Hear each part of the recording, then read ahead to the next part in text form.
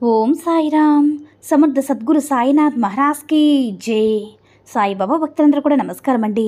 సాయినాథుని ఆశీస్సులతో అందరూ కూడా సుఖంగా సంతోషంగా అష్టైశ్వర్య ఆరోగ్య అభివృద్ధితో ఉండాలని మనస్ఫూర్తిగా కోరుకుంటూ ఈరోజు ఈ వీడియోని మొదలు పెడుతున్నాను.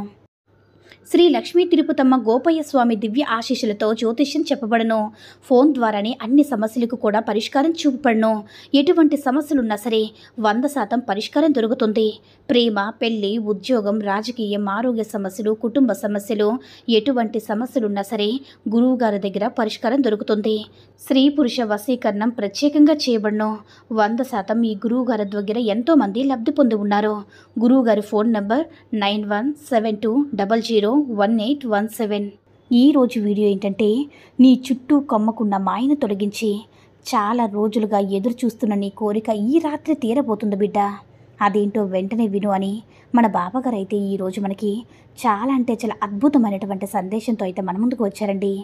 మరి మన బాబాగారు ఏమంటున్నారంటే, బిడ్డ, ఎంతటి మాయనైనా సరే తొలగించి నిన్ను రక్షిస్తాను కదా.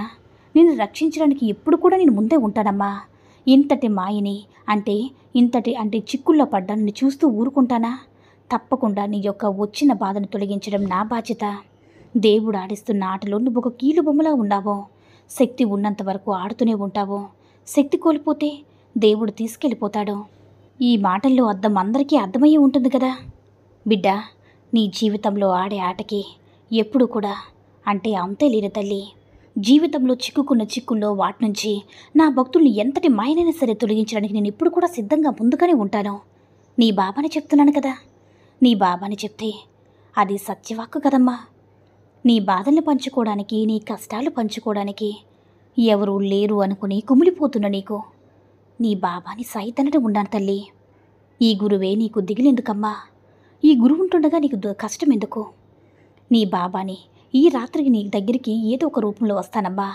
ఆ క్షణమే గుర్తించు. ఎవరూ లేనని ఎప్పుడు కూడా ఏడవద్దు, బాధపడవద్దు. నీ తండ్రిని ఉన్నానమ్మా. నన్ను నమ్మి నీ యొక్క కష్టాన్ని నువ్వు బయటకు చూపించుకోకుండా నీలో నువ్వే మదన పడిపోతూ ఉన్నావు. నీ బాబా మాటలు విని ఎంతో ఓదార్పునిస్తాను, ఎంతో నీకు మనోధైర్యాన్ని ఇస్తాను, గుండె ధైర్యాన్ని ఇస్తానమ్మా. ధైర్యంగా బ్రతకడానికి నీకు నా చెయ్యందిస్తాను. ఇప్పుడు నువ్వు పడుతున్న కష్టానికి కారణం నువ్వే తల్లి, ఎవరూ కాదు. నువ్వు పడుతున్న కష్టాలకి ఎవరో ఏదో చేశారని అనుకోవద్దు. నువ్వే కారణం బిడ్డ. ఎందుకంటే ఈ పరిస్థితి నీకు వచ్చిందంటే అది నీ వల్లే కదా. అందరినీ గుడ్డిగా నమ్ముతావు. అందరినీ గుడ్డిగా నమ్మే గుణం నీలో ఉందమ్మా. అందరూ నీలాగా స్వచ్ఛమైన మనసున్న వాళ్ళని నమ్ముతావు. అందరితో ప్రేమగా ఉంటావు. వాళ్ళనైతే ప్రేమగా ఉంటారు తల్లి. అది ఎంతవరకు నిజం లేదు. అందరితో నిజాయితీగా ఉండాలనుకుంటావు, కానీ నిజాయితీగా ఉండరు. ముందుగా నిన్ను మోసం చేస్తారు. నీ సమస్యలు పంచుకునేవారు లేరని నీకున్న వాటిని పెద్ద సమస్యలుగా చేసుకుంటున్నావు. నీకు ఎవరూ లేరని ఒక పెద్ద సమస్యను సృష్టించుకుంటున్నావు బిడ్డ. అందరూ నీలా ఉండరు కదా. అలాంటి వారితో జాగ్రత్తగా మసలుకో. ప్రతి చోట ఇలాంటి వారు ఉంటూనే ఉంటారు. ప్రతి మనిషి జీవితంలో చెడు ప్రవేశించినంత త్వరగా మంచి ప్రవేశించదు కదా. దుఃఖం, బాధలు ప్రవేశించినంత త్వరగా సంతోషం ప్రవేశించదు. ఎందుకంటే సంతోషం రావాలంటే చాలా కష్టపడాలి. అది ఎప్పటికీ కూడా చెడు జరగాలంటే మాత్రం వెంటనే జరిగిపోతుందా? అంతటి శక్తి చెడుకి మంచి చెడుకి నువ్వు ఎలా జీవితంలో పనిచేస్తాయో మనుషులు కూడా మంచివారు చెడ్డవారు ఉంటారు. నువ్వే గుర్తించాలి. వారి ప్రాముఖ్యత ఎంత ఇవ్వాలని గుర్తించాలి. ప్రాముఖ్యత ఇచ్చేవారు అతి తక్కువ మందే ఉంటారు తల్లి. మంచికి, చెడుకు మాత్రం ఎక్కువగా ప్రాముఖ్యత ఇస్తూ ఉంటారు. ఎక్కువ మంది అలానే ఉంటున్నారు తల్లి. చెడు అనేది కష్టం లేకుండా, ఖర్చు లేకుండా వచ్చేస్తుంది. కానీ సంతోషం రావాలంటే ఇప్పుడు నువ్వు అనుభవిస్తున్న కష్టమే అలవోకగా చెప్పుకోవచ్చు. నీ బాబా చెప్పేది ఏంటంటే, చెడుదారిలో వెళ్ళే వాళ్ళకి కష్టం లేదనుకోకు. జీవితాంతం వారు కష్టంలోనే ఉండాలి. వాళ్ళు ఎప్పుడు కూడా సంతోషంగా ఉన్నా జీవితం మొత్తం వాళ్ళు కష్టపడుతూనే ఉంటారు. అందువల్ల నా బిడ్డలు ఎవరైనా సరే, నా భక్తులు ఎవరైనా సరే మంచిగా, న్యాయంగా ఉండమని చెప్తూ ఉంటాను. జీవితంలో చచ్చేంత కష్టం వచ్చినా ఆప్తులతో మాత్రమే పంచుకోవాలని ఎప్పుడు కూడా నీ సాయి సందేశంలో నీకు తెలుపుతూ ఉంటారు కదా. ఈసారి చెప్పే మాటను జాగ్రత్తగా మసులుకున్నావంటే రాత్రి నిద్రపోయే ముందు ఒకసారి నీ సాయితో మాట్లాడి చూడు. నీ కష్టాన్ని చెప్పుకొని చూడు. నీ కష్టం తీర్చడానికి నీ సాయి ఎప్పుడు కూడా సహాయపడతానమ్మా. ఇవన్నీ నీ బాబా మాటలు ఆలకించి వినియోగించకపోతే ఇప్పటి వరకు నమ్మకమే వ్యర్థం తల్లి. నీ బాబాని మొక్కడం ఎందుకు? నీ సాయి మాటలు ఆచరించినప్పుడు నన్ను ఆరాధించడం ఎందుకు బిడ్డ?